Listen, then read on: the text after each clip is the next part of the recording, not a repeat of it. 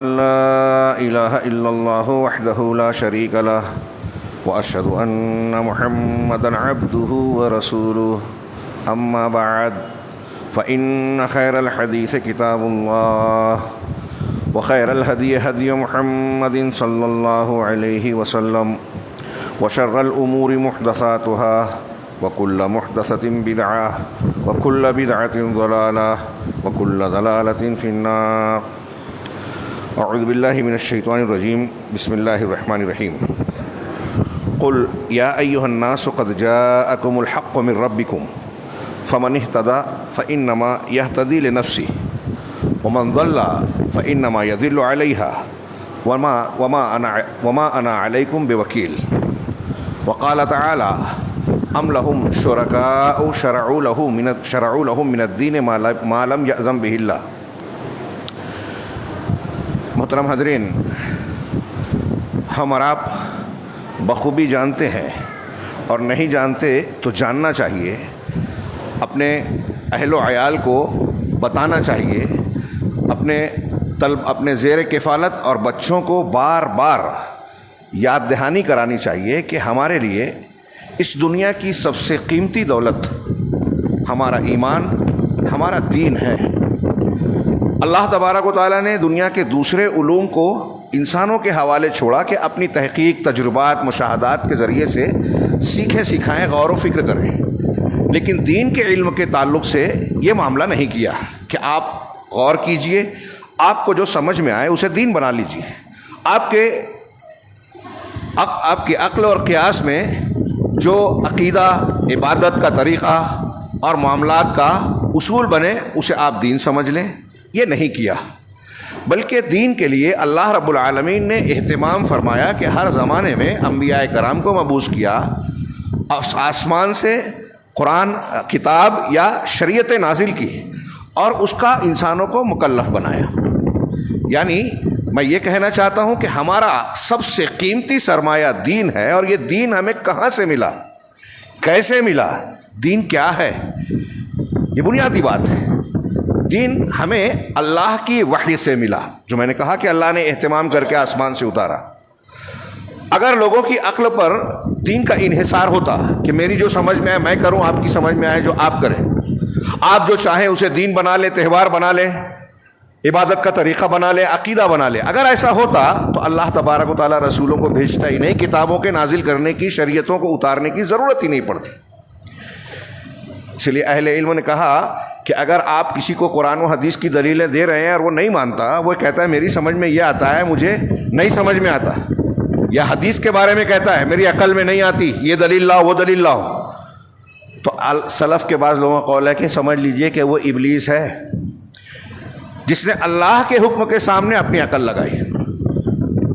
تو یہ ایک بنیادی سا سبق ہے کہ ہم اگر جنت چاہتے ہیں، دنیا میں عزت و سعادت چاہتے ہیں، آخرت میں کامیابی اور نجات چاہتے ہیں، تو سب سے پہلا سبق یہ ہے کہ ہمیں وہ دین اختیار کرنا ہے جو اللہ نے اتارا ہے اور بتایا ہے کہ اللہ اس دین کے علاوہ کسی اور دین کو قبول ہی نہیں کرے گا. وَمَن يَبْتَغِ غَيْرَ الْإِسْلَامِ دِينًا فَلَن يُقْبَلَ مِنْهُ. اسلام کے علاوہ جو بھی دین کے طور پر کسی اور چیز کو چاہے گا، اختیار کرے گا، اس سے ہرگز قبول نہیں کیا جائے گا. بالکل صاف ستھرا اعلان ہے. سب سچے، سارے مذہب اچھے، ہاں اچھے آپ سمجھ سکتے ہیں، اللہ کے یہاں وہ قبول نہیں ہے.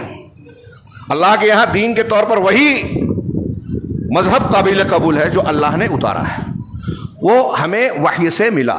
اہل علم نے کہا کہ حضرت امام بخاری رحمہ اللہ نے صحیح بخاری کا آغاز کتاب الوحی سے اسی لیے کیا.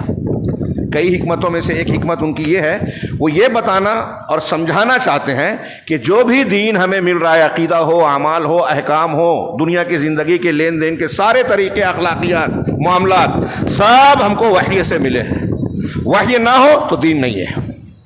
اور وہ وحی اس امت پر اللہ رب العالمین نے بھیجی، نبی کریم صلی اللہ علیہ وسلم پر جو نازل کی، وہ دو شکلوں میں ہے.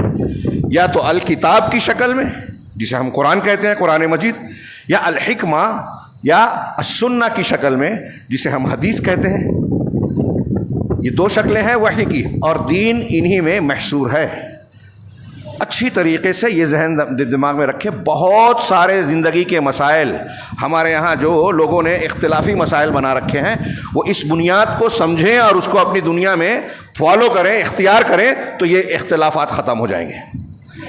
ہم یہ اصول بنا لیں، اور یہ اصول ہے، قرآن حدیث کا ہے، بار بار بیان کیا گیا ہے کہ آپ کو دین کے طور پر وہی اختیار کرنا ہے جو اللہ نے دیا، رسول نے دیا، بس۔ یہ میں نے چند آیتیں لکھی ہیں، ایسی 20 50 بلکہ سینکڑوں دلیلیں دی جا سکتی ہیں۔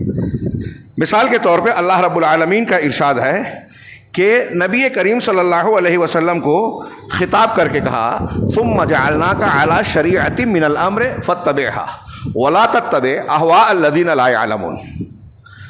پھر ہم نے آپ کو شریعت کے ایک حکم پر فائز کر دیا، شریعت من الامر، آپ کو ایک شریعت دی حکم کی، فاتبعها، لہذا آپ اسی کی اتباع کیجئے۔ دیکھیے حصر کا معنی آ رہا ہے کہ آپ کو بھی اسی کی پابندی کرنی ہے، اسی کی پیروی کرنی ہے۔ کس کو کہہ رہا ہے اللہ تعالیٰ مخاطب کر کے؟ نبی کریم صلی اللہ علیہ وسلم کو، سید المرسلین، خاتم النبیین علیہ الصلاۃ والسلام، آپ کو کہہ رہا ہے کہ آپ کو دین اور شریعت کے طور پر وہی امر اختیار کرنا ہے، اتباع کرنا ہے جو ہم نے آپ کو دیا ہے۔ آپ اپنی طرف سے بھی کچھ نہیں کر سکتے۔ بہت سی دلیل، یا ایھا النبی لما تحرم ما احل اللہ لک، ہم سمجھتے ہیں، یاد ہے کہ آپ اس چیز کو اے نبی کیوں حرام کر رہے ہو جو اللہ نے حلال کیا۔ آپ نے کہہ دیا تھا کہ شہد کا شربت میں نہیں پیوں گا، یا اور بھی 2 شان نزول بیان کیا جاتا ہے اس آیت کا۔ اللہ نے جو حلال کیا نبی کو بھی حرام کرنے کا، قرار دینے کا حق نہیں۔ یہ پابندی ہے، اسی کی اتباع کرنی ہے جس کی، جو آپ کی طرف وحی کی گئی۔ ولا تتبع اهواء الذین لا يعلمون، اور ان کی اتباع مت کیجیے، ان کی پیروی مت کیجیے، ان لوگوں کی پیروی مت کیجیے، ان لوگوں کی خواہشات کی، احوا، خواہشات۔ قرآن حدیث کے مقابلے میں جو بھی ہے، چاہے جتنی دانشوری کی کوئی بات کرے، روز ٹی وی چینل پہ آئے، 1000 کتابیں لکھا ہو، لوگ اس کو چینل پر لائک کرتے ہو کروڑوں کی تعداد میں، اگر وہ قرآن و حدیث کے خلاف کوئی بات اپنے دماغ سے کہہ رہا ہے تو وہ ہوا ہے، احوا ہے۔ ہوا کی جمع احوا، یعنی خواہش نفس۔ جتنی بدعتیں ہیں، بدعت کو کے فالوورز ہیں، ان کو اہل احوا کہتے ہیں، سلف، بدعت کرنے والے، کہ وہ قرآن و حدیث کے خلاف ہے، یعنی ہوائے نفس اور خواہشات کی پیروی کر رہے ہیں۔ یہ دماغ میں رکھیے معنی۔ اب جو بھی قرآن حدیث سے ہٹ کے بات کرے گا وہ احوا کی پیروی۔ اللہ کے نبی صلی اللہ علیہ وسلم سے کہہ رہے ہیں جو علم نہیں رکھتے، علم کس کا نہیں رکھتے؟ ڈاکٹری کا، میڈیکل سائنس کا، فلکیات کا، ادبیات کا، دنیا کا کوئی علم نہیں، قرآن و حدیث کا، وحی الہی کا، شریعت کا۔ جو شریعت کا علم نہیں رکھتے ان کی خواہشات کے پیچھے مت چلیے۔ لندن سے، امریکہ سے، فلاں جگہ سے، فلاں جگہ سے 25 ڈگری لے کے آئے ہیں، 10 زبانیں بولتے ہیں، فلاں فلاں کرتے ہیں، اتنی کتابیں لکھی ہیں۔ اگر وہ قرآن و حدیث سے ہٹ کر اپنے دماغ سے بات کر رہا ہے تو اس کی وہ بات ہوا ہے، خواہش نفس ہے، اس کی اپنے من کی بات ہے، شریعت کی بات نہیں ہے۔ شریعت کی بات وہ ہے جو وحی الہی سے جڑی ہوئی ہے۔ تو اللہ کہہ رہا ہے نبی صلی اللہ علیہ وسلم سے کہ آپ بے علم لوگوں کی خواہشات کی پیروی مت کیجیے۔ یہ آپ کو بائنڈنگ اور پابندی لگائی جا رہی ہے، سوچئے۔ اور ہم کو کہا گیا ہے رسول اللہ صلی اللہ علیہ وسلم کی اتباع اور اسوہ کو فالو کرنا، جو دیں لے لو، جس سے روک دے رک جاؤ۔ تمہارے لیے اللہ کے رسول صلی اللہ علیہ وسلم کی شخصیت میں بہترین نمونہ ہے، پڑھتے ہیں، سنتے ہیں، یاد ہے۔ تو آپ کو یہ پابندی لگائی گئی، کتنی شدید پابندی ہے۔ اللہ تعالیٰ نے دوسری جگہ کہا وَإِن كَادُوا، سورہ بنی اسرائیل میں، وَإِن كَادُوا لَيَفْتِنُونَكَ عَنِ الَّذِي أَوْحَيْنَا إِلَيْكَ لِتَفْتَرِيَ عَلَيْنَا غَيْرَهُ، کہ یہ لوگ آپ کو اس وحی سے جو ہم نے آپ پر اتاری ہے، یہ چاہتے ہیں، ان کی خواہش ہے اہل مکہ کی، مخاطبین کی، مشرکین کی، کہ آپ اس کے بارے میں، آپ کو اس کے بارے میں فتنے میں ڈالنا چاہتے ہیں، بہکانا چاہتے ہیں۔ کیوں؟ لِتَفْتَرِيَ عَلَيْنَا غَيْرَهُ۔ یہ آیت یاد کر لیں، اس کا ترجمہ پڑھ کے آدمی اگر ایمان والا ہے، درد مند ہے تو دہل جائے گا، رونگٹے کھڑے ہو جاتے ہیں۔ اللہ تعالیٰ اپنے نبی جناب محمد رسول اللہ صلی اللہ علیہ وسلم کو خطاب کر کے کہہ رہا ہے کہ یہ چاہتے ہیں کہ جو وحی ہم نے دی ہے، قرآن حدیث اتارا ہے، آپ کو اس سے ہٹا دیں، بہکا دیں، فتنے میں ڈال دیں۔ کیوں؟ تاکہ لِتَفْتَرِيَ عَلَيْنَا غَيْرَهُ، کہ آپ ہمارے اوپر اس کے علاوہ کوئی اور وحی گڑھ لیں، یعنی جو قرآن ہے اس سے ہٹ کے کچھ اور بنا لیں، جو شریعت ہے اس شریعت میں کچھ اور ملاوٹ کر دیں۔ ایسا یہ چاہتے ہیں۔ اللہ تبارک تعالیٰ نے کہا کہ وَإِذًا لَاتَّخَذُوكَ خَلِيلًا، اگر آپ ایسا کر بیٹھیں، اگر آپ ایسا کریں گے تو یہ آپ کو خلیل بنا لیں گے، دوست بنا لیں گے۔ اللہ کی شریعت میں تبدیلی کر دیں، آپ حکم کو بدل دیں تو یہ آپ کو پسند کرنے لگیں گے، دوست بنا لیں گے۔ اپنے آپ کو جوڑیے، یہود، نصارہ، ہنود ہمارے خلاف کتنے لوگ سازشیں کیا کیا کر رہے ہیں، ہم ان کے طریقے پہ چلیں، ان کے کلچر والے بن جائیں، ان کی بھاشا زبان بولنے لگے، ان کے منصوبوں اور ایجنڈوں کے مطابق کام کرنے لگیں، تو وہ اسے اپنا مخبر، اپنا ایجنٹ، آلہ بنا کر استعمال کرتے ہیں۔ آدمی سمجھتا ہے کہ میں بہت چالاک ہوں، وہاں بھی میرے لیے لڈو ہے اور یہاں بھی میں، ہاتھ کیا ہے، دونوں ہاتھ میں کامیابی، دنیا بھی اور مسلمانوں کو بھی بیوقوف بنا رہے ہیں۔ وہی بات اللہ نے کہا کہ یہ آپ سے چاہتے ہیں کہ آپ ان کے حساب سے تبدیلی کر لیں، کچھ شریعت کو بدل دیں، قرآن کو ہٹا دیں، قرآن میں کچھ ملاوٹ کر دیں، تب یہ آپ کو اپنا خلیل بنا لیں گے، دوست بنا لیں گے۔ خلیل کہتے ہیں گہرا دوست۔ وَلَوْلَا أَن ثَبَّتْنَاكَ، اللہ نے آگے تبصرہ فرمایا، وضاحت فرمائی، تبصرہ نہیں بولنا چاہیے۔ وَلَوْلَا أَن ثَبَّتْنَاكَ، اور اگر ایسا نہیں ہوتا کہ ہم آپ کو جما دیں، ثابت قدم کر دیں۔ شریعت کو جاننے کے بعد ثابت قدمی بہت ضروری ہے۔ قرآن حدیث میں مانتا ہوں، یہ بولنا کافی نہیں ہے، اس پر ڈٹا رہنا یہ ضروری ہے۔ کیا ہم ڈٹے ہیں؟ کوئی بھی تھپیڑا آتا ہے فتنے کا، ہم بہک جاتے ہیں اور اسے مصلحت کا نام دیتے ہیں۔ دوسرے غلطی کریں تو ان کو بزدل کہتے ہیں، یہ اکثر میں آج کل کہہ رہا ہوں، وہ بہت بزدل ہے، آپ بہادر ہیں۔ آپ جب بزدلی کرتے ہیں تو کہتے ہیں یہ مصلحت ہے۔ آپ کی بزدلی بہادری ہو جاتی ہے، حکمت عملی ہو جاتی ہے، اور دوسروں کی حکمت عملی بزدلی ہو جاتی ہے۔ یہ ہم اپنے آپ کو تسلی دیتے ہیں۔ بہرحال اللہ کے نبی صلی اللہ علیہ وسلم سے خطاب کر کے اللہ کہہ رہا ہے، اور ثابت قدمی کتنی اہم ہے، اور اس لیے اللہ کے رسول جو دعا کرتے تھے کہ یا مقلب القلوب ثبت قلبی علی دینک، کتنی اہم ہے۔ اے دلوں کو پھیرنے والے، اے الٹنے پلٹنے والے، میرے دل کو اپنے دین پر جما دے، ثابت قدم بنا دے۔ ربنا لا تزغ قلوبنا بعد اذ ہدیتنا، قرآنی دعا ہے کہ پروردگار ہمارے دلوں کو ٹیڑھا نہ کر، منحرف نہ کر، اسے ہدایت دینے کے بعد۔ اللہ کے رسول صلی اللہ علیہ وسلم سے کہہ رہا ہے اللہ تعالیٰ خطاب۔ یہ ممکن نہیں ہے، لیکن ہم کو اور آپ کو درس دیا جا رہا ہے آپ کے واسطے سے، کہ اگر ایسا نہ ہوتا کہ ہم آپ کو ثابت قدم بنا دیتے، لَقَدْ كِدتَّ تَرْكَنُ إِلَيْهِمْ شَيْئًا قَلِيلًا، تو قریب تھا کہ آپ ان کی طرف قدر قلیل مائل ہو جاتے، کچھ تھوڑا موڑا آپ بھی مائل ہو جاتے کہ چلو ان کو دوست بنانا ہے، قریب کرنا ہے، تو ہم بھی تھوڑا سا ان کے مطالبات کو پورا کر دیں۔ یہ اللہ تعالیٰ کا فرمان ہے، سورہ اسراء بنی اسرائیل کی آیت ہے، یہ پڑھیے جا کے، آیت نمبر 73 تا 75۔ اللہ نے فرمایا کہ آپ بھی تھوڑا جھک جاتے ان کی طرف۔ اگر ایسا ہوتا اور آپ اگر ایسا کر لیتے، اللہ تعالیٰ کیا کہہ رہا ہے، اذا لأذقناک ضعف الحیات وضعف الممات ثم لا تجد لك علینا نصیرا۔ میں نے کہا دہل جانے والی بات ہے، نبی صلی اللہ علیہ وسلم سے خطاب ہے کہ اگر ایسا ہوتا تو ہم آپ کو زندگی کا دوہرا عذاب دیتے اور موت کا دوہرا عذاب دیتے۔ آپ کو، نبی صلی اللہ علیہ وسلم کو، زندگی کا دوہرا عذاب، موت کا دوہرا عذاب۔ اور ایسا جب ہوگا، اگر ایسا ہوگا، پکڑیں گے ہم تو لا تجد لک علینا نصیرا، ہمارے خلاف آپ اپنے لیے کسی مددگار کو نہیں پائیں گے، کوئی بچانے والا نہیں ہوگا۔ یہی بات سورہ حاقہ میں دوسرے انداز میں اللہ نے فرمائی، وَلَوْ تَقَوَّلَ عَلَيْنَا بَعْضَ الْأَقَاوِيلِ، اگر کچھ اقوال، کچھ باتیں آپ ہم پر گڑھ لیں۔ سچے نبی کے بارے میں یہ بات ہو رہی ہے، اللہ کے رسول صلی اللہ علیہ وسلم کے بارے میں ہو رہی ہے، جھوٹے نبیوں کی بات ابھی جانے دیجیے، جھوٹے مدعیان اور شریعت سازوں کی بات۔ نبی اسلام جناب محمد رسول اللہ صلی اللہ علیہ وسلم، حبیب رب العالمین، سید المرسلین، خاتم النبیین، شفیع المذنبین یوم القیامہ، سارے القاب اور مراتب کے بعد اللہ کہہ رہا ہے وَلَوْ تَقَوَّلَ عَلَيْنَا بَعْضَ الْأَقَاوِيلِ، اگر آپ ہم پر بعض باتوں کو باندھ لے، جھوٹ باندھ لے جو ہم نے کہا نہیں ہے، لَأَخَذْنَا مِنْهُ بِالْيَمِينِ، تو ہم انہیں دائنی جانب سے پکڑ لیں گے یا دائنے ہاتھ سے پکڑ لیں گے، دونوں ترجمہ کیا جا سکتا ہے۔ ہم انہیں پکڑ لیں گے، ثُمَّ لَقَطَعْنَا مِنْهُ الْوَتِينَ، پھر ہم ان کی شہ رگ کو کاٹ دیں گے۔ اگر نبی بھی، سچا رسول بھی اللہ پر وہ بات باندھ لے، شریعت کے نام پر بیان کر دے جو شریعت میں ہے نہیں، اللہ نے اتاری نہیں، اور کہے کہ اللہ کہہ رہا ہے، کتنا خطرناک معاملہ ہے، غور کیجئے۔ آپ سے کہا جا رہا ہے ہم آپ کی شہ رگ کاٹ دیں گے، پکڑ لیں گے داہنی جانب سے، ثم لقطعنا منه الوتين فما منكم من احد عنه حاجزين، تم میں سے کوئی شخص نبی صلی اللہ علیہ وسلم سے کوئی بھی ایسا نہیں ہوگا جو اس سے روک دے، اللہ سے بچا لے اللہ کی پکڑ سے۔ ان کی شہ رگ کاٹنے سے بچا لے، ایسا کوئی نہیں ہوگا اگر اللہ تعالیٰ نے یہ کیا۔ کس کے بارے میں کہہ رہا ہے اللہ تعالیٰ؟ جناب محمد رسول اللہ صلی اللہ علیہ وسلم سے خطاب کر کے کہہ رہا ہے۔ آیتیں اور بھی ہیں، دلیلیں اور بھی ہیں، وقت اجازت نہیں دیتا۔ صرف ان 2-3 آیتوں کی روشنی میں آپ غور کیجئے کہ کتنی شدید پابندی ہے۔ نبی کریم صلی اللہ علیہ وسلم نے ان احکامات کے نتیجے میں کیا کہا؟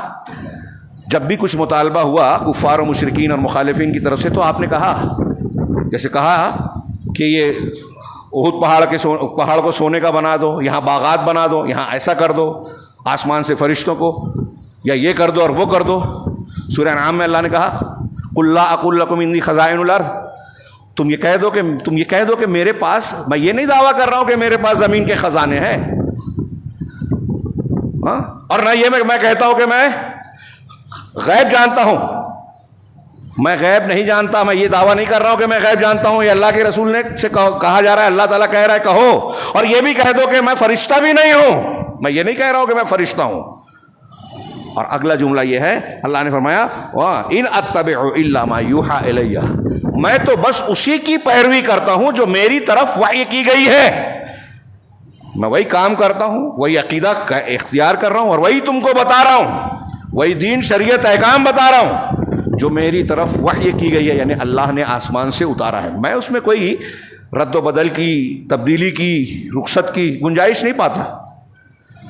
تھوڑی دیر کے لیے یہ سوچیے، نبی صلی اللہ علیہ وسلم کا بھی یہی طریقہ ہے، اور ہم کو اور آپ کو بھی اللہ نے ڈائریکٹ ایک نہیں 20 مقامات پر 50 جگہ پہ کہا، جیسے سورۃ الانفال، سورۃ الاعراف کی آیت نمبر 3 میں اللہ نے فرمایا اتبعوا ما انزل الیکم من ربکم، جو تمہارے پروردگار کی طرف سے تم پر اتارا گیا ہے، نازل کیا گیا ہے، اسی کی پیروی کرو، اسی کی اتباع کرو، ولا تتبعوا من دونہ اولیاء، اور ان کے علاوہ کسی اولیاء دوست آقا جن کو بڑا بنا لیا گیا ہے، کسی اور کی پیروی، امام ہوں، پیر ہوں، شیخ ہوں، بزرگ ہوں، باپ دادا پردادا ہوں، فلاں اور فلاں ہوں، ہوا میں اڑتے ہوں، پانی پہ چلتے ہوں، کوئی اور کرامت کا مظاہرہ کرتے ہوں عشاء کے وضو سے، بلکہ فجر کے وضو سے عشاء اور عشاء کے وضو سے فجر پڑھتے ہوں، اولیاء کی پرستش مت کرو، ان کی اتباع نہیں کرنا، جو اتارا گیا ہے وہی ماننا، وہ ایسے تھے اور وہ ویسے تھے، ہوں گے۔ اتباع کس کی کرنی ہے؟ اللہ کی اور رسول کی، جو اللہ نے اتارا ہے اس کی، بس یہ طے شدہ بات ہے، اس میں کوئی تبدیلی کی بات گنجائش ہے ہی نہیں، دین میں بائنڈنگ ہے۔ اور خاص طور سے اس میں عقائد اور عبادات میں اہل السنہ والجماعہ، اہل سنت والجماعت بولتے ہیں تو قرآن حدیث کو ماننے والوں کو کہا جاتا ہے، اہل بدعت اہل سنت بولتے ہیں اپنا، جو بدعت کر رہے ہیں وہ اہل سنت ہے۔ جب آپ سنت سے ہٹ گئے تو اہل سنت کہاں ہوئے؟ تو جو قرآن حدیث کو ماننے والے صحابہ، تابعین، تبع تابعین، تمام محدثین، تمام ائمہ اربعہ جن کو کہتے ہیں، امام مالک، امام حنیفہ، امام شافعی، سب اہل سنت والجماعت۔ اہل سنت والجماعت کا اس سلسلے میں بالکل صاف عقیدہ ہے، قرآن اور حدیث کی دلیل جب آ جائے تو کسی تیسری طرف دیکھنے کی ضرورت نہیں ہے، جائز نہیں ہے، کسی کا قول ماننے کی ضرورت نہیں ہے۔ تو یہ ایک دم متفق علیہ مسئلہ ہے، دین کی بنیاد ہے کہ شریعت وہی ہے جو اللہ نے اتارا۔ اب اس کے تناظر میں ہم اپنا جائزہ لیں۔ آج مسلمان دین کس چیز کو مان رہے ہیں، کیا کیا دین کی حیثیت سے اختیار کیے ہوئے ہیں؟ ابھی میں نے وہ دلیلیں پیش نہیں کی جو آپ سنتے رہتے ہیں، ہر جمعہ میں اللہ کے رسول صلی اللہ علیہ وسلم کہتے تھے دین میں ہر نئی چیز بدعت ہے، ہر بدعت گمراہی، کل محدثۃ بدعہ وکل بدعۃ ضلالہ۔ آپ نے فرمایا جس نے ہمارے دین میں کوئی نئی چیز اختیار کی وہ رد ہے، اچھی ہے بری ہے، اس میں قرآن پڑھا جاتا ہے کہ نماز پڑھا جاتا ہے کہ ذکر و اذکار کیا جاتا ہے، یہ بحث نہیں ہے، طریقہ غلط ہے، کیفیت غلط ہے، تعداد اللہ کے رسول صلی اللہ علیہ وسلم نے جو بتائی ہے اس میں ہٹا تبدیلی کر دی آپ نے، وقت کی تعین کر دی جو اللہ اور رسول نے نہیں کی ہے، جگہ کی کیفیت کی تعین کر دی۔ بدعت کی کئی شکلیں ہوتی ہیں، صرف نیا عمل ہی نہیں ہے، نیا عمل تو ہے ہی بدعت، پرانا عمل ہے جو قرآن حدیث میں ہے لیکن اس کی تعداد آپ نے گھٹا دی، بڑھا دی، جگہ آپ نے فکس کر دی جو اللہ اور رسول نے نہیں کی، کیفیت بدل دی، تعداد بدل دی، اس میں ذکر و اذکار اور طریقہ بدل دیا، صاحب بدعت ہے۔ یہ وہ چیزیں ہیں جو اللہ اور اس کے رسول، جو اللہ نے نازل نہیں کی۔ اب بدعات کی ایک فہرست بنا دیا علامہ البانی وغیرہ کی، بعض علماء کی کتاب ہے موٹی، مختلف امور میں جو اس امت نے بدعتیں اختیار کی ہے۔ بدعت کا مطلب کیا ہوا؟ جو قرآن و حدیث میں دین بتایا گیا ہے اس سے ہٹ کر، اپنے الفاظ میں بیان کر رہا ہوں، اصطلاحی تعریف ابھی جانے دیجیے، اپنے طرف سے یا قرآن و حدیث سے ہٹ کے کسی چیز کو اختیار کر رہے ہیں اور اسے دین سمجھ رہے ہیں، ثواب کا کام عمل صالح مان رہے ہیں۔ اب ہمارے ہاں جو بدعت کرتے ہیں تو وہ بدعت میں بدعت حسنہ ڈھونڈتے ہیں، کوئی بدعت حسنہ نہیں ہے۔ حضرت عمر فاروق نے جو جماعت کی نماز کو بدعت کہا تھا، اس کی اصل موجود ہے شریعت میں، اور حضرت عمر نے کہا تھا، حضرت عمر فاروق رضی اللہ عنہ بذات خود خلیفہ ثانی امیر المومنین اور اللہ کے رسول اللہ کے تائید شدہ ہیں، اس لیے اگر آپ کا بھی عمل ہوتا تو ہمارے لیے وہ بدعت نہیں ہے۔ لیکن اللہ کے رسول صلی اللہ علیہ وسلم نے 3 دن پڑھی تھی، اس لیے اس کی اصل موجود ہے۔ تو وہاں جو بدعت کہا تھا بدعت حسنہ، کہ نعمت البدعت حسنہ نہیں، نعمت البدعت تو کتنی اچھی بدعت ہے، تو وہ اصطلاحی بدعت نہیں تھی۔ کل تک لوگ الگ الگ پڑھتے تھے، اب اکٹھا پڑھنے لگے، کتنی اچھی بات ہے یہ کہا تھا حضرت عمر فاروق نے۔ اس سے غلط استدلال کر کے بدعت حسنہ کسی نے اور نئے قاعدے بنائے کہ اگر مستحب سمجھ کے کیا جائے کوئی چیز تو بدعت نہیں ہوگی، فرض سمجھ کے کیا جائے، کمال ہے، مستحب بھی تو دین ہے۔ غلط بات ہے یہ، اور مختلف قسم کی ہر معاملے میں بدعات اختیار کی گئیں اور اس کو قرآن و حدیث کو توڑ مروڑ کر اس کو دین کا جامہ پہنانے کی کوشش کی جاتی ہے۔ ابھی جس مہینے سے ہم گزر رہے ہیں، یہ آج کے ایک دن کے بعد عاشورہ محرم ہوگا، یہ محرم الحرام پورا مہینہ، اسی کو دیکھ لیجئے شرعی حیثیت اس کی کیا ہے۔ تو 3 باتیں آئے گی کہ یہ حرمت والا مہینہ ہے، 1 نمبر اس کی اپنی تفصیل ہے۔ دوسری بات، اس میں اللہ تبارک و تعالیٰ نے حضرت موسیٰ علیہ السلام اور ان کی قوم یعنی بنی اسرائیل کو فرعون اور آل فرعون کے جب پنجہ استبداد سے نجات دی، جس میں بڑے دروس و عبر ہیں۔ اس پہ کئی مرتبہ تقریر میں بھی 2 روز پہلے میں نے کیا، پچھلے ہفتے سنیچر کو پونا میں 1.5 گھنٹے کے قریب کیا، تب بھی بہت تشنا رہ گیا۔ ایک مستقل عنوان ہے، اور اللہ تعالیٰ نے بار بار ذکر کیا، میں بار بار کہتا ہوں، 136 مرتبہ حضرت موسیٰ کا ذکر ہے قرآن میں۔ اللہ کے کلام میں کسی چیز کا 1 مرتبہ بھی ذکر ہو جائے تو وہ بہت اہمیت اور فضیلت کی چیز ہو گئی۔ 136 مرتبہ، مطلب ہمیں اور آپ کو ان کے واقعات کی ضرورت ہے۔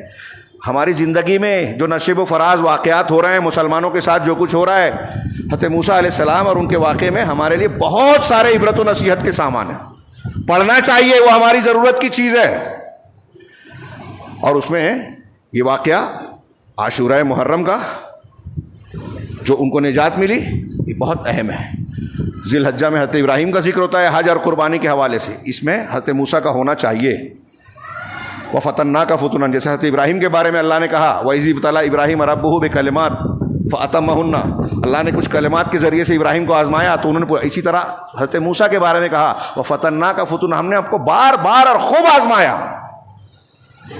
اور اس واقعے کو غور کیجئے، میرا وقت چلا جائے گا، وہ فی الحال وہ ٹاپک نہیں ہے، کہ آخری مرحلہ جو ہوا، حضرت موسیٰ کی کسب پرسی ظاہری طور سے، جو قوم ساتھ میں تھی، حوصلہ بھی ہاری ہوئی تھی، ہتھیار وسائل تو دور کی بات، غلامی کی زندگی سے نکلے تھے، کیسی قوم تھی، اپنی آنکھوں سے معجزہ دیکھ کر بار بار نبی سے شکایت کر رہے ہیں، آپ کے آنے سے پہلے بھی ہم کو ستایا گیا، آپ کے آنے کے بعد بھی، آپ جائیے اور آپ کا رب اور آپ کی قوم جائیے وہاں جنگ کیجیے، ہم یہاں بیٹھے ہوئے، جب فتح ہو جائے گا تب بولنا ہم شہر میں آ جائیں گے۔ اور ایسے کتنے جملے ہیں ان کی، ایسی قوم ٹوٹی پھوٹی، لیکن اس وقت اللہ کے جناب میں ہجرت کر رہے تھے اور اللہ کے حکم کی پابندی کر رہے تھے۔ اللہ نے کیسے بچایا، ان کو بچایا، فرعون اور آل فرعون کو ڈبویا۔ اس مہینے کے متعلق شریعت کے اعتبار سے اس دن شکرانے میں حضرت موسیٰ نے روزہ رکھا تھا، ہمارے لیے بھی مشروع ہے، یہود کی مخالفت کرنے کے لیے 9ویں تاریخ کا بھی رکھا جائے۔ ان شارٹ ذکر کر رہا ہوں مختصراً۔ یہ شرعی حیثیت ہو گئی محرم الحرام کی۔ صحابہ کرام کے اجماع کو دیکھا جائے تو حضرت عمر فاروق کے زمانے میں مشورہ کر کے صحابہ کرام نے اپنی گہری نگاہوں کے تحت واقعہ ہجرت کو اسلامی تقویم کی بنیاد بنایا، کیلنڈر کی۔ اس لیے واقعہ ہجرت کے حوالے سے جناب محمد رسول اللہ صلی اللہ علیہ وسلم کی ہجرت کے واقعے کو اور صحابہ کرام کی اس دور کی قربانیوں کو یاد کرنا چاہیے۔ محرم کے حوالے سے ہجرت کا واقعہ بہت ہی شاندار غضب کا، بلکہ بعض اہل علم کہا کہ پوری سیرت کا سب سے اہم واقعہ یہ ہے۔ صحابہ کرام نے غزوہ بدر کی بنیاد پر، جو بہت بڑی فتح تھی، اسلامی کیلنڈر کی بنیاد نہیں رکھی، نہ فتح مکہ کو، جس مکہ سے نکالے گئے وہاں فاتح ہو کر آئے، بہت بڑی کامیابی تھی۔ جو لوگ آپ کے لیے قتل کی کوشش کر رہے تھے، 100 اونٹ کا انعام ڈالا تھا، وہ مجرم کی طرح کھڑے ہیں یا مکہ چھوڑ کر بھاگ گئے یا قتل کیے گئے عذاب کی شکل میں۔ نہ آپ کی ولادت کے دن کو اسلامی کیلنڈر کی بنیاد بنایا صحابہ نے، نہ اس دن کو جس دن آپ کو نبوت ملی، سب غیر معمولی واقعات، لیکن سب سے اہم واقعہ ہجرت تھا۔ ہمارے لیے درس ہے کہ ہجرت کی صحابہ کرام نے قربانیاں دی، جان دی، مال چھوڑا، گھر چھوڑا، وطن چھوڑا، رشتہ داروں کو چھوڑا، اور ایسی جگہ گئے جہاں پہلے سے کوئی گھر بار رشتہ دار نہیں تھے، اللہ کے راستے میں گئے۔ اس ہجرت کی وجہ سے اسلام مدینہ میں حکومت بنی، اسلام پھیلا، خلفائے راشدین کے دور میں اسلام بڑھتے بڑھتے 1/3 سے زیادہ حصے پر غالب آ گیا، اور آج ہمارا مسلمان ہے۔ اگر ہجرت نہ ہوتی، نہ بدر ہوتی، نہ فتح مکہ ہوتی، نہ حضرت عمر فاروق اور عثمان غنی کے زمانے کی فتوحات ہوتی، نہ ہمارا مسلمان ہوتے، نہ اسلام پھیلتا۔ ہجرت وہ بنیاد ہے، اس کو غور کرنا چاہیے۔ اب ان بنیادوں کو چھوڑ کر ہمارے یہاں ایک ایسے واقعے کو جو اللہ کے نبی صلی اللہ علیہ وسلم کی وفات کے 50 سال بعد سن 61 ہجری میں واقع ہوا، واقعہ کربلا، اس کو بنیاد بنا کر رفض و تشیع اور اسلام دشمن عناصر اور باطنیہ نے ایسا کھیل کھیلا کہ محرم الحرام کی شرعی حیثیت غائب ہو گئی جو قرآن حدیث نے وحی نے بتائی تھی، اور ایسی حیثیت دے دی گئی جس کا شریعت سے دین سے کوئی تعلق ہی نہیں ہے، جس کو صحابہ تابعین جانتے ہی نہیں تھے۔ تعزیہ، سبیل، شیر باغ، اس مہینے میں خاص طور سے عاشورے کے دن یا عاشورہ سے پہلے خاص لباس پہننا، خاص کھانا کھچڑا وغیرہ بنانا، ہاں، پھر حب آل بیت کے ڈھونگ مچانا، مجلسیں رکھنا، اور پھر اس تناظر میں یزید کو نشانہ بنانا، یزید کے نام پر ان کے والد حضرت امیر معاویہ جو صحابی ہیں، اللہ کے رسول اللہ کے برادر نسبتی ہیں، ام المومنین کے بھائی ہیں، کاتب وحی ہیں، ان کو برا بھلا مجروح کرنا، اور اس میں ہمارے سنیوں میں سے کچھ لوگوں کو لانچ کرنا ہے۔ کچھ لوگ ہمارے نوجوان ان کو پسند کرتے ہیں۔ کربلا کے واقعے میں تاریخی روایات کی بنیاد پر وہ باتیں کہتے ہیں جو صحیح ہے یا غلط ہے جانے دیجئے، ساری روایتیں صحیح مان لیجئے۔ جب اللہ تعالیٰ کا فرمان ہم وحی میں سنتے ہیں کہ اللہ ان سے راضی ہوا، تو آپ کیوں راضی نہیں ہیں؟ رافضی تو راضی نہیں ہے۔ تھوڑی سی جنگ کیا ہو گئی، چند میزائل مار دیے، تو جو پوری تاریخ میں اسرائیل کا ساتھ دیتے رہے، یہود و نصارہ کا ساتھ دیتے ہیں، وہ ہمارے نوجوانوں کے نزدیک ہیرو ہو گئے۔ یہ ہے معیار دوستی دشمنی کا، موافقت اور مخالفت کا۔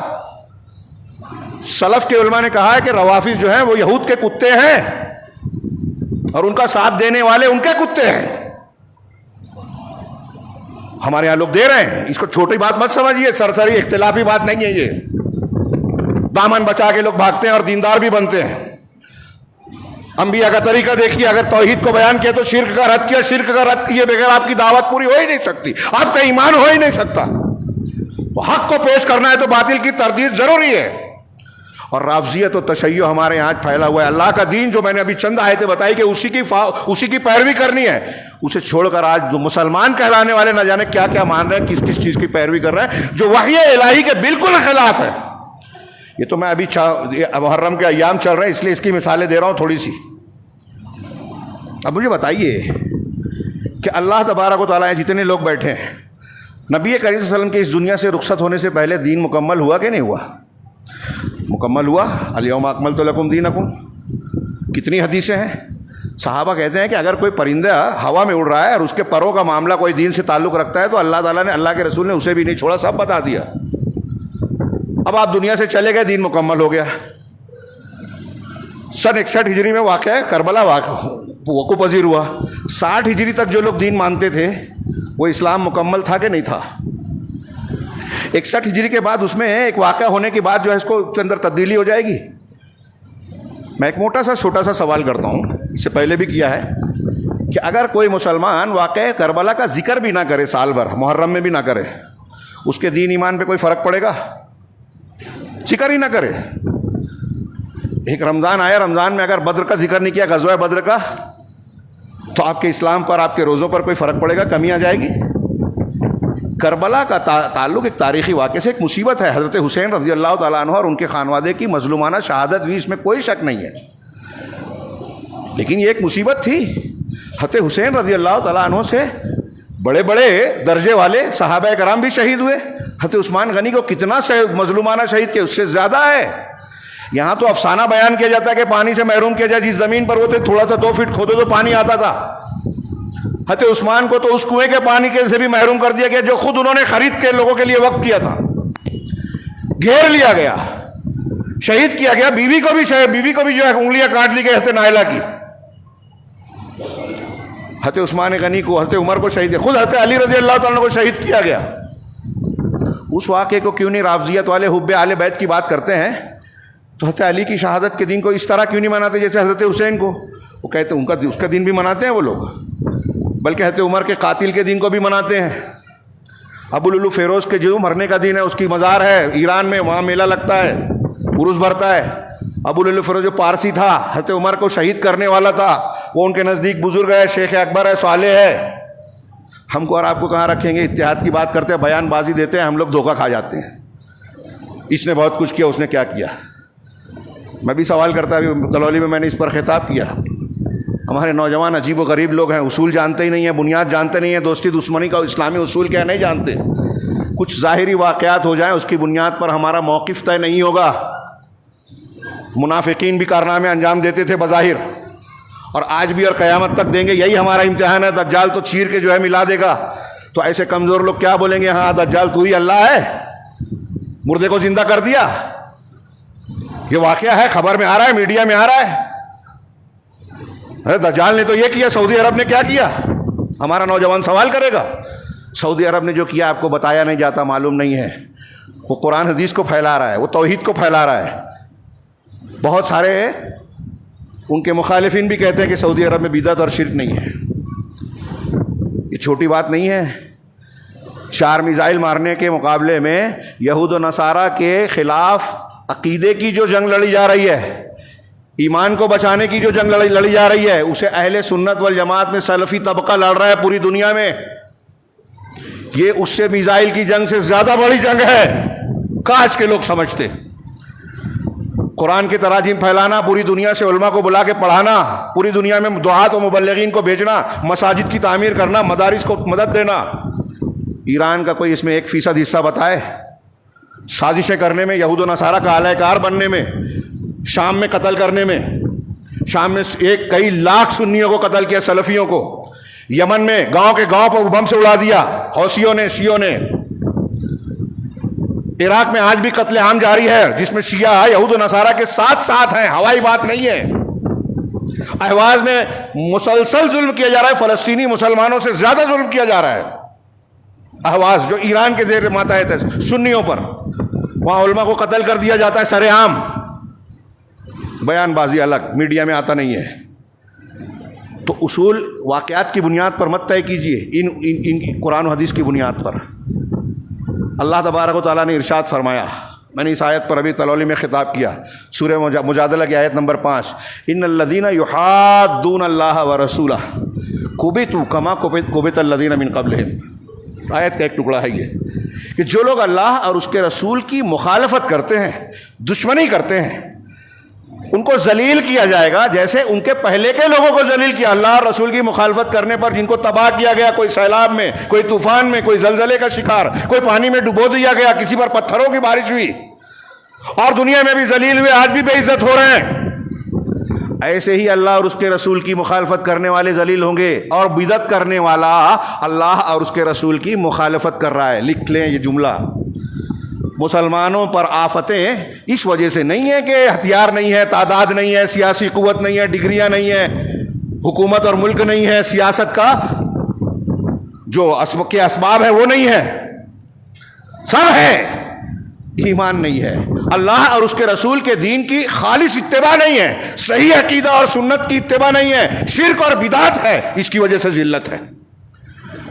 ممبر رسول سے بہت سوجھ بوجھ کے بصیرت اور دلیلوں کی بنیاد پر یہ بات کہہ رہا ہوں. اور یہ ایک آیت میں نے پڑھی، ایسے 20 آیتیں آپ سنتے ہیں. جو عمل صالح کرے اور ایمان والا ہو، مرد ہو یا عورت ہو، دنیا میں خوشگوار زندگی ملے گی. سورہ نحل کی آیت کا ترجمہ کیا میں نے. تو دنیا کی زندگی کی خوشگواری کی بنیاد اللہ نے کیا بتائی؟ ڈگری لے لو، پیسہ کما لو، پراپرٹی بنا لو، تعداد بڑھا لو. نہیں، حضرت ابراہیم اکیلے تھے، حضرت موسیٰ علیہ السلام ٹوٹے پھوٹے لوگوں کے ساتھ تھے، نبی کریم صلی اللہ علیہ وسلم شب ہجرت اکیلے نکل رہے ہیں. نوجوانان جو کھلنگی تلوار لے کے آپ کی گردن کاٹنے کے لیے تیار ہیں، اللہ نے بچایا. تو ہم قصے کہانی کی طرح یہ سنتے ہیں. وہاں سے کیا اصول بتا رہا ہے اللہ تعالیٰ ہم کو؟ یہ بتا رہا ہے کہ اگر آپ ایمان والے ہیں، اللہ اور رسول کے چہیتے یا ان کے محبت کرنے والے، اتباع کرنے والے ہیں، تو نمرود اور فرعون کی کتنی بھی طاقت ہو آپ کا کچھ بگاڑ نہیں پائیں گے اگر اللہ نہ چاہے، ایک بال نہیں اکھاڑ پائیں گے۔ ہاں اللہ آزمائش کے طور پہ چاہے گا، تکلیفیں آئیں گی، دنیا میں یہ اصول ہے، انبیاء کو گزرنا پڑا آزمائشوں سے۔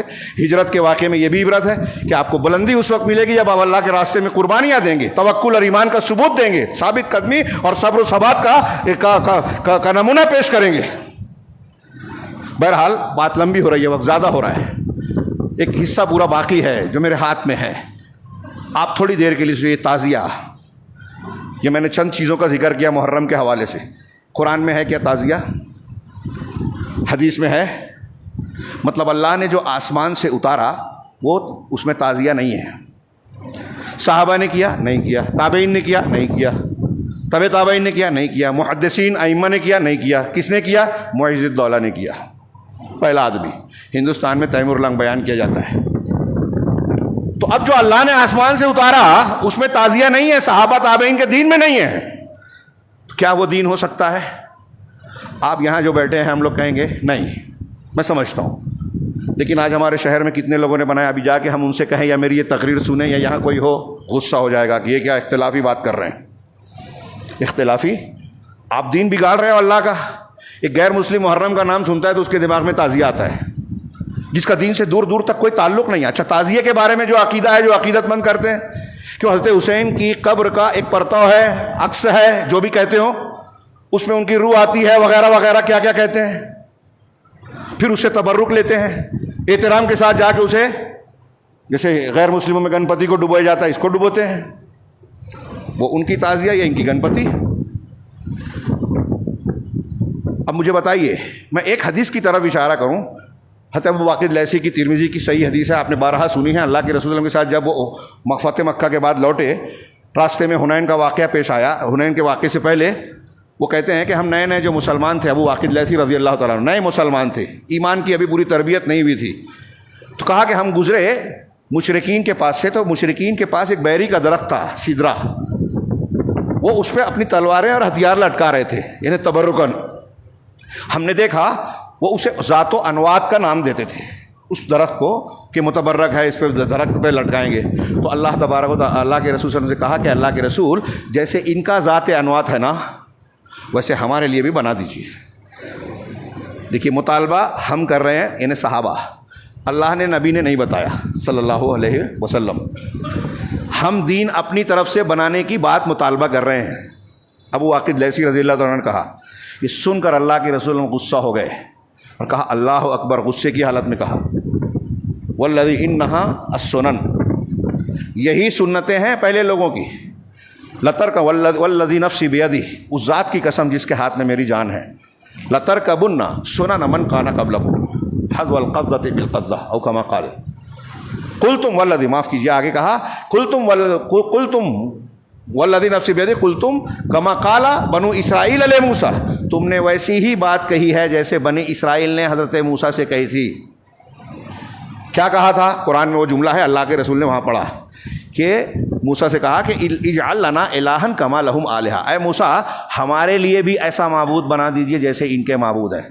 رک کے سوچئے اس حدیث پر، صحابہ کرام کہہ رہے ہیں، نئے نئے مسلمان، کس سے کہہ رہے ہیں؟ سید المرسلین علیہ الصلاۃ والسلام سے کہہ رہے ہیں ہمارے لیے ذات انوات بنا دیجئے۔ آپ نے جواب میں کیا کہا غصے میں آ کر؟ کہ جیسے تم نے وہ بات کہی ہے، اس ذات کی قسم جس کے ہاتھ میں میری جان ہے، یہی ترتیب ہے، جیسے موسیٰ کی قوم نے موسیٰ سے کہا ہمارے لیے معبود بنا دیجئے۔ مطلب اگر کوئی چیز اللہ اور رسول نے متبرک نہیں بنائی ہے، اسے آپ، ہم یا کوئی بھی متبرک بنانے کی کوشش کرے بنائے تو وہ اسے معبود بنانا ہے۔ تعزیے کو اس طرح سے ماننا کیا معبود بنانا اس حدیث کی روشنی میں نہیں ہے۔ پکی قبریں بنانا، قبروں پہ جا کے زیارت کرنا، جس کو سفر کرنے کے لیے منع کیا گیا ہے، قبروں کے لیے سفر نہیں کیا جائے گا، وہاں جا کے مرادیں مانگنا، یہ تو عام ہے پوری دنیا میں، یہ بلا مصیبت ہے مسلمانوں میں۔ ہندوستان میں کتنے ہیں لوگ نماز نہیں پڑھتے لیکن دور دور کا سفر کر کے قبروں پہ جاتے ہیں، جس کو منع کیا وہ کرتے ہیں، جس کا روز کا حکم ہے وہ نہیں کرتے، اللہ کے دربار میں نہیں آتے نماز پڑھنے۔ جسے اللہ تعالیٰ نے معراج پہ بلا کے تحفے کی شکل میں دیا، اللہ تعالیٰ کو پہلے بھی تھی نماز لیکن 5 وقت وہاں کی گئی، اور پھر اس کی فضیلت بتائیے، 5 پڑھو گے 50 کا اجر ملے گا، تمہارے مسائل کا حل ہے، برائیوں سے روکنے والی، تربیت کرنے والی، اللہ سے جوڑنے والی، مسلمانوں کے لیے معراج ہے۔ یہ ساری فضیلتیں جو وحی میں بتائی گئی وہ کنارے، اور جس کا کوئی ذکر نہیں ہے بلکہ ممانعت ہے۔ اللہ کے رسول اللہ کو صاف صاف فرمان ہے کہ یہود و نصارہ پر اللہ کی لعنت، انہوں نے اپنے انبیاء کی قبروں کو مسجد، انبیاء کی قبروں کو مسجد بنایا، لعنتی۔ تو اب تعزیہ بنانے والے شیر باغ، یہ ہندوستانی رافضی نوابوں نے سنیوں میں کہا کہ یہ یزیدی ٹولے ہیں، یہ شیر باغ سبیل کو جاری کیا تھا، آج تک چل رہی ہے، اس کو سمجھتے ہیں کہ حب اہل بیت ہے۔ یہ محبت اہل بیت نہیں ہے، دین سے، اہل بیت سے دشمنی ہے، یہ مخالفت ہے۔ جو بدعت کر رہا ہے وہ نہ اللہ کا ہے، نہ رسول اللہ صلی اللہ علیہ وسلم کے طریقے پہ، نہ صحابہ، نہ اہل بیت کے طریقے پہ ہے۔ یہ سمجھانے کی ضرورت ہے۔ یہ جو قرآن کی یہ تعلیمات ہیں سب آج بیکار پڑی ہوئی ہیں بظاہر مسلمانوں کے بیچ میں، تو پھر اللہ کی رحمت کہاں سے آئے گی؟ فلسطین میں بم گریں گے، ہمارے اوپر جو ہے گھروں پر بلڈوزر چلے گا، ہمارے بچے بے گناہ ہوتے ہوئے گرفتار ہوں گے، ذلیل ہوں گے، ہجومی تشدد میں مارے جائیں گے، بوڑھے بچوں پر ظلم و زیادتی ہوگی، مسلمانوں کی نفرت کے ذریعے سے کچھ لوگ اپنی سیاست کی دکان اور مقاصد کو حاصل کرنے کا راستہ اختیار کریں گے۔ ہو رہا ہے، کھلونا بنے ہوئے ہیں ہم لوگ۔ کیا ماضی میں ایسا ممکن تھا؟ نہیں۔ یہ جو میں باتیں عرض کر رہا ہوں، ہاں، اس کو آپ، یہ وقت زیادہ ہو گیا، معافی چاہتا ہوں، یہ 2-3 آیتیں میں پڑھنا چاہتا ہوں کہ جو اللہ، میں نے یہ بتایا کہ دین کہاں سے آیا، جو اللہ نے اتارا، اسی کو ماننا ہے، اسی میں نجات ہے دنیا اور آخرت کی، اور جو دین نہیں ہے اس کو دین بنانا۔ اب یہ محرم الحرام کو نوحہ و ماتم کا تو میں نے ذکر ہی نہیں کیا، بھول گیا، بڑی بات تھی۔ 3 دن سے زیادہ سوگ، بیوی کو ایکسیپشن ہے، استثناء ہے، شوہر کی موت پہ 4 مہینہ 10 دن منا سکتی ہے، اور یہاں بھی سوگ نہیں ہے 3 دن سے زیادہ۔ یہ ایسا نہیں ہے کہ آپ بالکل سوگ کے حالت میں رہیں، عربوں میں جائیے دکان بند نہیں ہوتی، میت جس دن گھر ہوئی اس دن بھی۔ حتیٰ میں ہم لوگ واقعہ سنتے ہیں، غور نہیں کرتے۔ حضرت طلحہ، ابو طلحہ کی بیوی حضرت ام سلیم، حضرت انس کی والدہ، بیٹے کی موت ہو گئی، واقعہ سنے ہیں، صحیح بخاری میں ہے۔ شوہر آئے، پوچھا اب بچہ کیسے، کہا اب آرام سے ہے، کھانا کھلایا، بند سنور کر خوشبو لگا کر بستر پہ آئی، میاں بیوی کا حق ادا کیا، اور اس کے بعد سوال کیا کہ اگر کوئی امانت دے اور واپس لے تو کیا کرنا چاہیے؟ کہا دے دینا چاہیے۔ کہا ہمارا بچہ امانت تھا، اللہ نے واپس لے لیا۔ ایک عورت، سوچئے، گھر میں بچے کی لاش پڑی ہے، شوہر کو کھانا کھلا رہی ہیں۔ آج ہمارے سماج میں عورتوں کی چھوڑیے، مرد ایسا کر سکتے ہیں کہ آپ اور ہم، اور کوئی کرے گا تو لوگ کتنا نام رکھیں گے، ارے دیکھو گھر میں لاش ہے اور ایسا کیا، اس کے ہم میت ہوئی اور مسکرا رہا ہے، گنہگار ہو گیا۔ تو زبردستی، اگر ہنسی کی بات بھی ہے تو زبردستی جو ہے مسکراہٹ کو دبائے، زبردستی غم کا اظہار کرے۔ دین ہم نے سمجھا ہی نہیں ہے، پڑھا ہی نہیں ہے، جانا ہی نہیں ہے۔ تو اب نوحہ ماتم کی گنجائش ہے، بالکل صاف صاف حدیث ہے، جس نے گال پیٹے، گریبان نوچے، جاہلیت کی پکاری، وہ ہم میں سے نہیں ہے۔ میں عربی متن نہیں پیش کر رہا ہوں وقت بچانے کے لیے۔ لیس منا من ضرب الخدود من لطم الخدود وضرب الجیوب وشق الجیوب ودعا بدعوى الجاہلیہ، یہ حدیث اور ایسی کئی حدیثیں ہیں۔ تو آپ غور کیجئے، جتنا صاف کہا گیا کہ سوگ نہیں منا۔ حضرت حسین کی شہادت کو کتنے دن ہو گئے، اور میں نے ایک سوال کیا تھا کہ اللہ کے رسول صلی اللہ علیہ وسلم کی وفات کے بعد 50 سال بعد ایک واقعہ ہوا تو کیا اس سے شریعت بدل جائے گی؟ امیر حمزہ، حضرت عثمان غنی، ان کی شہادتیں بھی کوئی عمل کیا صحابہ نے ماتم نوحہ والا؟ یہ اسلام کا طریقہ ہی نہیں ہے۔ اسلام اور حب اہل بیت کے نام پر یہ دین میں نئی چیزوں کو شامل کیا گیا، اور اسے لوگ محبت اہل بیت کہتے ہیں اور دین کی مخالفت کرتے ہیں، اللہ اور اس کے رسول کو چیلنج کرتے ہیں، ذلت کو دعوت دیتے ہیں، عذاب کو دعوت دیتے ہیں۔ یہ مسلمانوں کی اصل بیماریاں ہیں۔ آپ چاہتے ہیں کہ ہم کو انصاف ملے، آپ چاہتے ہیں کہ مسلمانوں کو عزت ملے، دشمن ہمارے خلاف ناکام ہو۔ میں نے تلولی میں علامہ ابن تیمیہ کا ایک قول پیش کیا تھا کہ ابن عربی کا قول کہ ہر کلام جو ہے اللہ کا کلام ہے، وحدت الوجود کا عقیدہ پیش کیا، اس کا رد کرتے ہوئے علامہ ابن تیمیہ کہتے ہیں کہ اس قسم کی بدعات اور گمراہ کن اقوال اور عقائد اور منکر ضلالت گمراہیاں جو ہے، یہی مسلمانوں کے خلاف دشمنوں کے مسلط ہونے کی سب سے بڑی وجہ ہے۔ اور سورہ حج کی آیت پیش کی، وَلَا يَنْصُرَنَّ اللَّهُ مَن يَنْصُرُهُ، پوری آیت پیش کی اس کی دلیل میں۔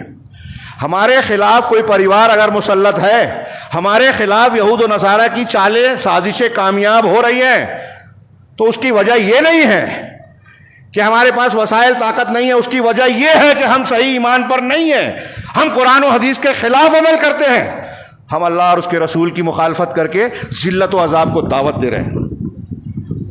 یہ چند دلیلیں. اللہ نے سوال کیا ام لہم شرکاء شرعوا لہم من الدین ما لم یأذن بہ اللہ، کیا ان لوگوں کے پاس اللہ کے مقرر کیے ہوئے کچھ شرکا ہیں جنہوں نے ایسے دین و احکام بنا دیے، مقرر کر دیے جس کو اللہ نے نہیں اجازت دی؟ جس کی تعزیہ بنا دیا، اللہ نے اجازت دی تھی کیا؟ پکی قبریں بنی، اللہ نے اجازت دی ہے کیا؟ یہ سبیل شیرباغ کھاڑا اور نہ جانے کیا کیا، کالا لباس کھچڑا، اللہ نے اجازت دی ہے کیا؟ کیا جن لوگوں نے بنایا ہے آپ ان کو شریعت ساز مان رہے ہیں؟ ان کو اللہ کا، یہ اللہ تعالیٰ سوال کر رہا ہے قرآن میں سورہ شورا میں. یہ ابھی کی میں مثالیں دے رہا ہوں. جو بھی دین کی نئی کوئی چیز اختیار کرتا ہے وہ اللہ کا شریک بنا رہا ہے. اور یہی معنی اتخذوا احبارهم ورهبانهم واربابا من دون اللہ، انہوں نے اپنے علماء اور مشائخ کو اللہ کو چھوڑ کر رب بنا لیا کہ وہ جو حلال بولتے ہیں حلال، وہ جو حرام بولتے ہیں حرام. ابھی میں نے پڑھا اللہ کے رسول اگر کچھ بدل دیں تو اللہ تبارک و تعالیٰ کہہ رہا ہے ہم دائنے جانب سے پکڑ لیں گے، دنیا کی زندگی کا اور موت، دنیا کا اور موت کا ڈبل عذاب دیں گے. یہ اللہ کے رسول سے کہا کہ آج مفتی صاحب کے پاس جاتے ہیں ہمارے سیٹھ صاحب کہ وہ بینک سے معاملہ کرنا ہے، کچھ راستہ نکالیے. یہ فلاں کام کر رہے ہیں تو لوگ کہہ رہے ہیں کہ یہ حرام ہے، اس میں کچھ راستہ نکالیے. تو مولوی صاحب راستہ نکالتے ہیں، مفتی صاحب راستہ نکالتے ہیں. ایک ننگی حقیقت ہے، یہ واقعات ہیں، لوگ جانتے ہیں، گزرتے ہیں. راستہ نکالنے کا مطلب کیا ہوا؟ میں نے کئی مرتبہ ذکر کیا. ایک مدرسے کے ٹرسٹی حنفی مدرسے کے مجھ سے آ کے سوال کرتے راستے میں روک کے، ان کو پتہ تھا یہ اہل حدیث ہے. کہا یار ہمارے مدرسے میں نیا ٹرسٹی بناؤں، بقرعید کے دن، عید الاضحیٰ کے دن جو چمڑا اکٹھا ہوتا ہے اس کو بیچا گیا، جب بہت قیمت میں بکتا تھا، ابھی تھوڑا مسئلہ ہو گیا ہے. تو کہا لاکھوں روپیہ آیا. اب بولے میں موجود ہوں وہاں. پیسہ جب آیا تو 4-5 غریب بچوں کو بلایا، کہا کہ یہ ہم آپ کو اس کا مالک بناتے ہیں، تملیک تفویض کہتے ہیں عربی میں، مالک بنا دیا. اور پھر کہا کہ جب وہ مالک ہو گئے، کہا کہ ابھی تم اپنا یہ پیسہ جو ہے مدرسے کو ہبہ کر دو.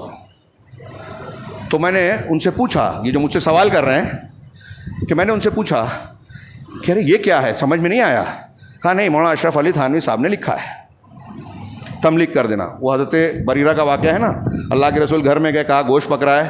حضرت عائشہ نے کہا ہاں پک تو رہا ہے لیکن ہم نہیں کھا سکتے. کہا کیوں؟ کہا اس لیے کہ بریرہ کو صدقہ کیا گیا ہے، وہ آزاد کردہ لونڈی تھی اور اللہ کے رسول کے گھرانے پر صدقہ حرام تھا. تو اللہ کے رسول نے کہا کہ یہ اس کو صدقہ کیا گیا ہے نا، تو ان کو صدقہ ہے، لیکن اگر اب وہ اپنا مال کھلاتی ہیں تو یہ ہمارے لیے ہدیہ ہے. مجھے اگر کسی نے زکوٰۃ دی تو میرا مال ہو گیا. اب میں اس سے کھانا بنا رہا ہوں تو کسی مالدار کو بھی دعوت دے رہا ہوں تو وہ زکوٰۃ نہیں کھا رہا ہے، میرا مال کھا رہا ہے، اصلی مال. یہ آپ نے سمجھایا لہا صدقۃ ولنا ہدیہ. تو اس سے دلیل دے رہے ہیں یہ. تو مجھ سے پوچھا، یہ انہوں نے نہیں دی، میں نے بتایا کہ یہ وہ دلیل دیتے ہیں. تو انہوں نے پوچھا کہ آپ کا کیا کہنا ہے؟ مجھے تو اطمینان نہیں. میں نے کہا یہ یہودیت ہے، آپ کو برا لگے گا لیکن ایسا ہی ہے. سنیچر کے دن جو مچھلی حرام کی گئی تھی، جمعہ کو جال لگا کے اتوار کو نکال رہے ہیں. اللہ کے رسول صلی اللہ علیہ وسلم کی حدیث ہے، صاف صحیح حدیث، کہ یہود پر اللہ کی لعنت ہو. اللہ نے چربی کو ان پر حرام کیا تو انہوں نے چربی کو پگھلایا، بیچا اور اس کی قیمت کھائی. اللہ سے ہوشیاری، اپنی زبان میں مالیگاؤں کی چالاکی، کہ جو حرام ہے اس کو چینج کر کے اس کو حلال بنایا جائے. تو ہمارے یہاں بھی مفتی صاحب پیدا دے رہے ہیں کہ حرام پیسہ آیا.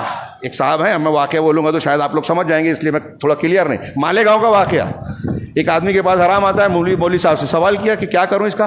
کہا جا کے کسی دکاندار سے، وہ آ کے ان کا بھائی مجھ سے پوچھتا ہے کہ کسی دکاندار سے آپ وہ پیسہ دے کے کہو کہ یہ نوٹ بدل دو، اس سے آپ کا حرام حلال ہو جائے گا، ہے نا.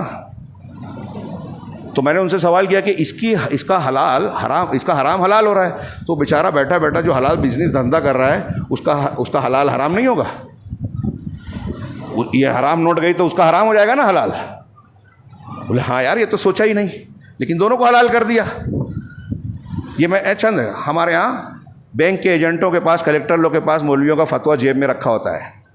اللہ کے رسول صلی اللہ علیہ وسلم کا فتویٰ بھول جاتے ہیں. صحیح مسلم کی حدیث، اللہ کی لعنت ہے سود کھانے کھلانے والے پر، گواہ پر، دونوں گواہ پر، جو بھی گواہ ہے، لکھنے والے پر، کلرک ہو کلیکٹر ہو سب برابر. یہ نبی کا فتویٰ ہے، آپ نہیں مانتے. اللہ نے آسمان سے جو اتارا وہ نہیں مان رہے ہیں. اب سودی لین دین کر رہے ہیں، مسلمان بینک چلا رہے ہیں، جائز ہونے کا فتویٰ دے رہے ہیں، سود کے استعمال کا راستہ بتا رہے ہیں، حرام کو حلال بنانے کا. تو پھر کیا کر رہے ہیں آپ؟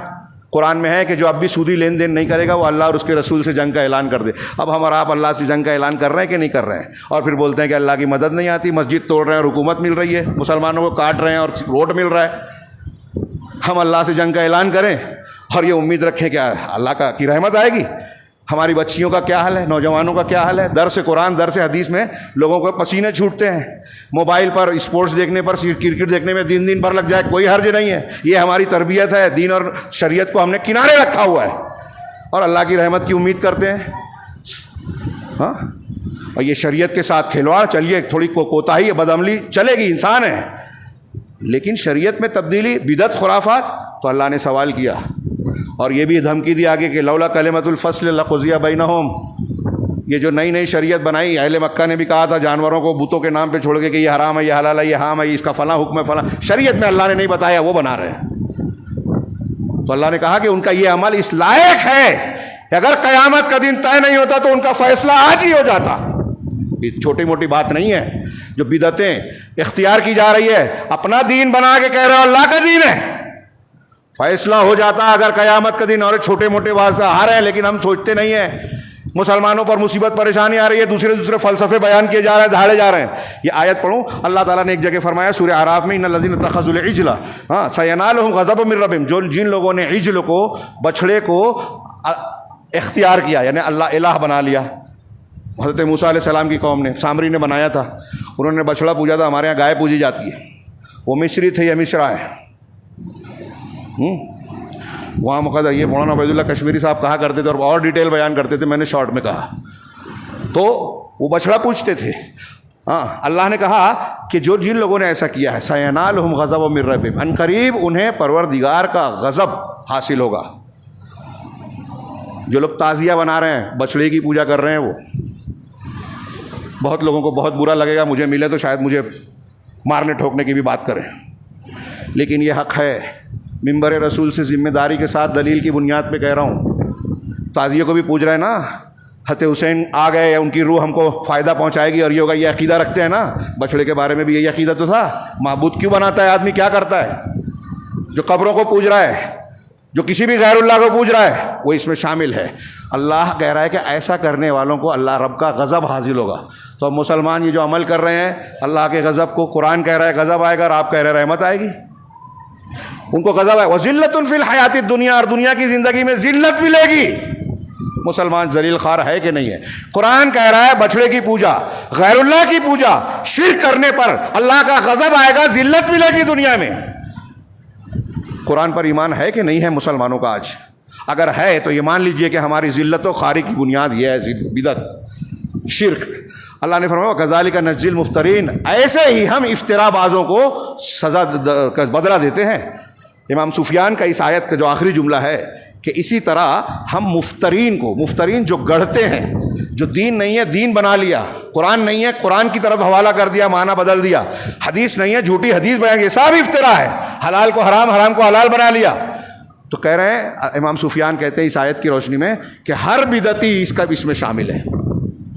ہر بدعتی جو بدعت کرتا ہے وہ اللہ پر، اس کے دین پر افترا کر رہا ہے، جھوٹ باندھ رہا ہے.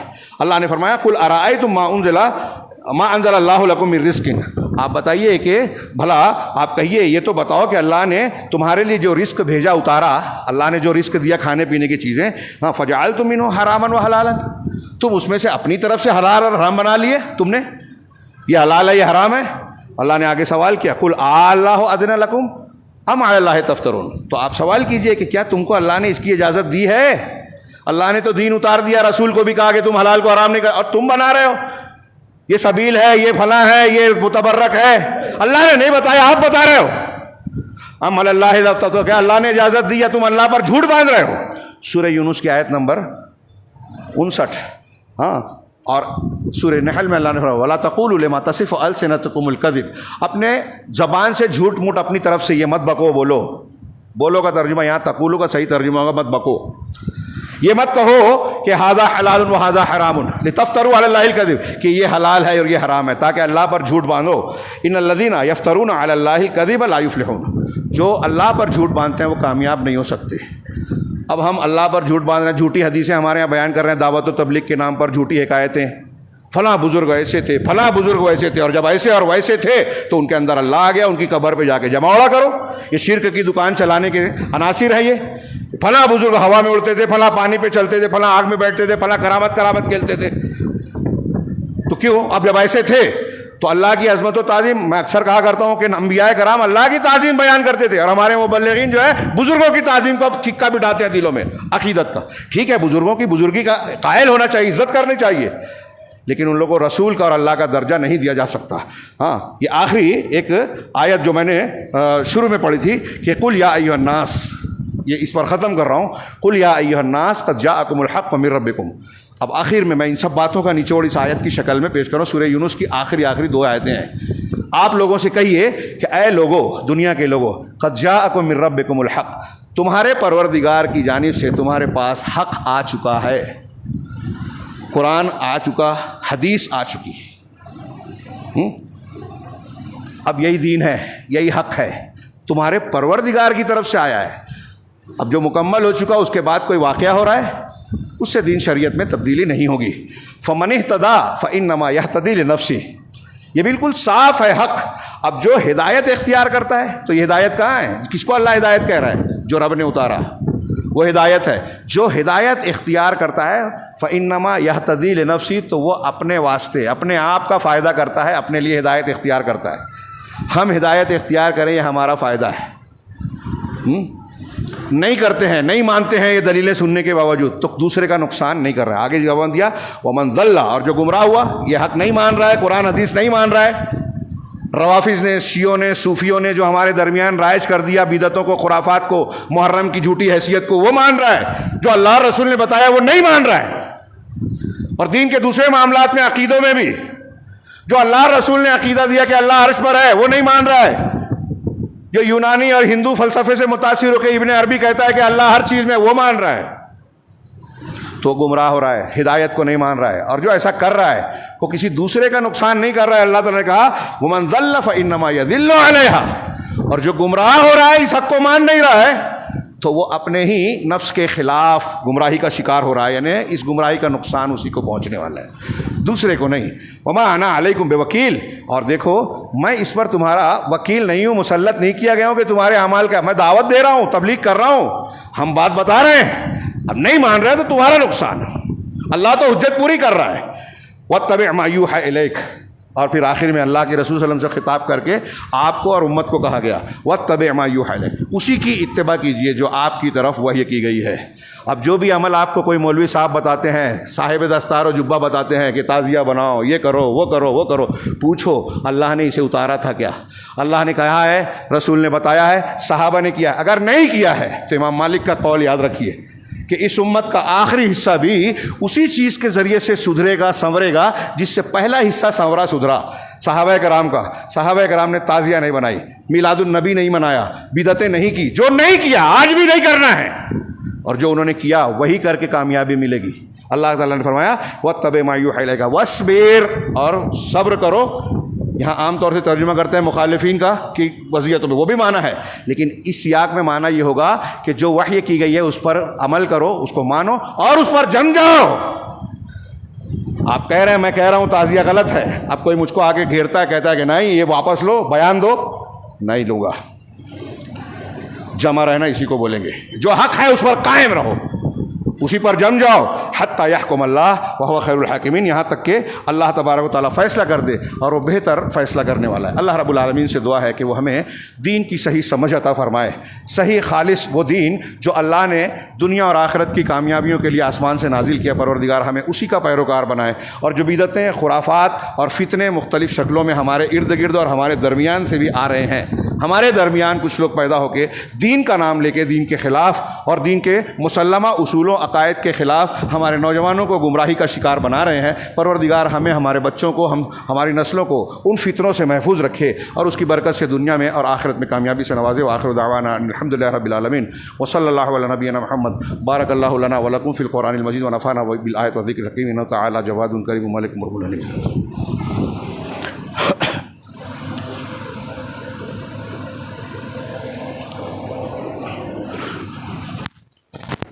الحمد لله نحمده ونستعينه ونستغفره ونؤمن به ونتوكل عليه ونعوذ بالله من شرور أنفسنا ومن سيئات أعمالنا من يهده الله فلا مضل له ومن يضلل فلا هادي له وأشهد أن لا إله إلا الله وحده لا شريك له وأشهد أن محمدا عبده ورسوله أما بعد فأعوذ بالله السميع العليم من الشيطان الرجيم بسم الله الرحمن الرحيم إن الله وملائكته يصلون على النبي يا أيها الذين آمنوا صلوا عليه وسلموا تسليما اللهم صل على محمد وعلى آل محمد كما صليت على إبراهيم وعلى آل إبراهيم إنك حميد مجيد اللهم بارك على محمد وعلى آل محمد كما باركت على إبراهيم وعلى آل إبراهيم إنك حميد مجيد عباد الله رحمني ورحمكم الله إن الله يأمر بالعدل والإحسان وإيتاء ذي القربى وينهى عن الفحشاء والمنكر والبغي يعظكم لعلكم تذكرون اذكروا الله يذكركم وادعوه يستجب لكم ولذكر الله تعالى أعلى وأجل وأكبر